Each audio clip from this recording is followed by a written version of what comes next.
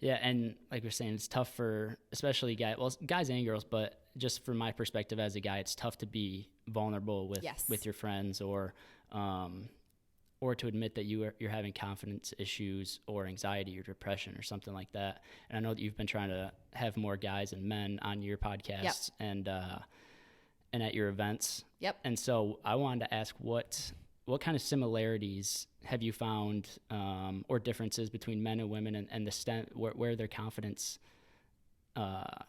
issues kind of stem from? Is it kind of the same thing? Because when I looked at it, just thinking quickly this morning about it, it might stem from the same place of society, like other guys thinking this about this guy's not manly because he's doing this, or kind of the same thing for women. Like, and Kevin Love has been, we were talking about him earlier. Yeah. In the past year or so, he's the one that kind of came out, was the first kind of male figure to talk about anxiety and depression. So especially in the workplace, I guess, what similarities and differences have you seen between men and women on those issues? Yeah, and I'm actually going to take us back to when we were 3 or 4 years old. So if we take us back to when we were that age, we were told at a certain what we needed to be.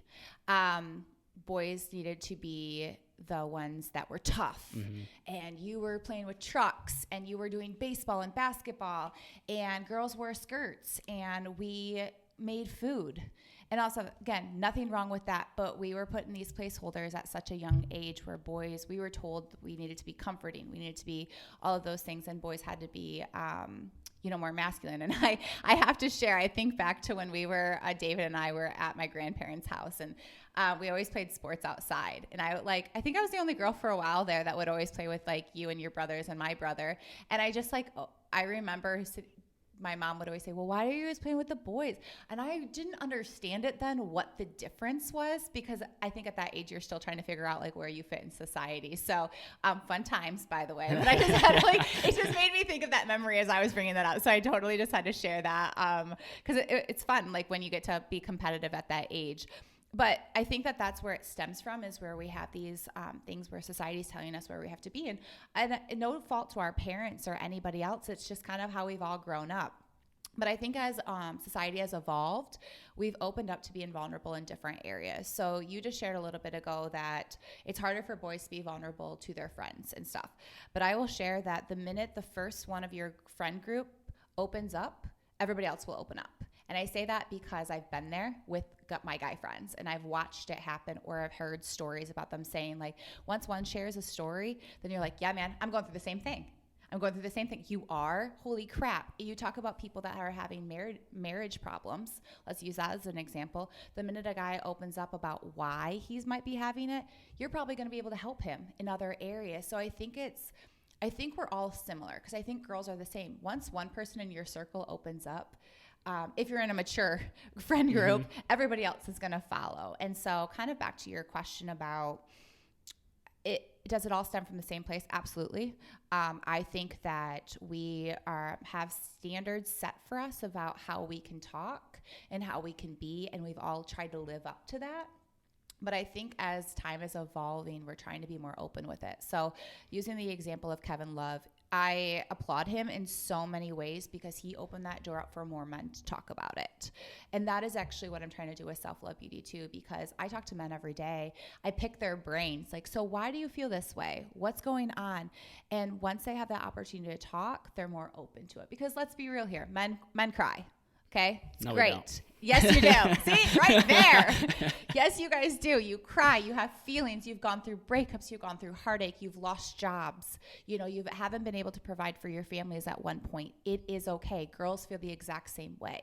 But you have to be open to that communication to move to the next level. So I shared before with David, before we jumped on, that I have some friends that have been in counseling recently that are men, and they're going for their marriages. They're going for their own emotional well-being, and holy crap, the transformations they're taking right now once they've opened up it's a night and day game right now. So I know I'm kind of going all over the place with this, but I think it's so important for people to just start opening up, and we girls are doing stronger in it because of this women empowerment movement. But that doesn't mean that we don't need the men to too, because I think we all need to. And you asked me about the workplace, and I think creating an environment where people feel okay. So I'm very open when I worked in the corporate world, where I would just ask guys, well, how do you feel about that? Doesn't that suck? Did you feel like your moral compass even matched up to what we just had to do? Like types of things like that. And then they open up. So I think you have to open that space up. Girls, you need to open that space in a very comforting way. And men, you need to be okay with that. You know, I think it's like a big vulnerability thing that we all have to learn. It's a big confidence thing. I mean, I have a couple buddies who I can talk to like that. And I guess I can't remember the first conversation we had. I think that those guys that I talked to were naturally like that when I wasn't.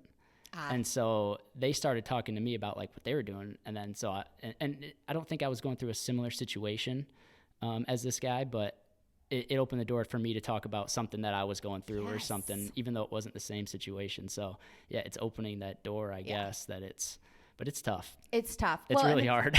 and it's tough for girls. So I think a lot of times we're told that we're emotional. And I say all the time, I'm really not. It took me a long time to be open with people. It started with my blog being open. So that's just been 7 years. For years, I held a lot in, but the perception, like boys just don't talk. We talk a lot, girls do. So I think that you think that we're talking about feelings, but really we're just trying to figure out our feelings. So I think it's one of those things too, because you can have a very surface level conversation with a girl and you can think, wow, she's very vulnerable. Not really. She's just talking about what her favorite color is and where she likes to eat.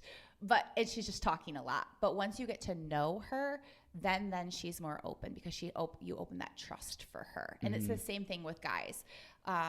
So it's getting to that point where you can have an intelligent conversation with someone. And I know that kind of sounds like it's about dating, and it kind of is, but I think it's also friendship too. Like I look at my cousins that I have, and I look at a lot of my friends, like I can be vulnerable with them because why not at this point? Probably 7 years ago, there was no way in hell we'd be having this conversation right now, you know?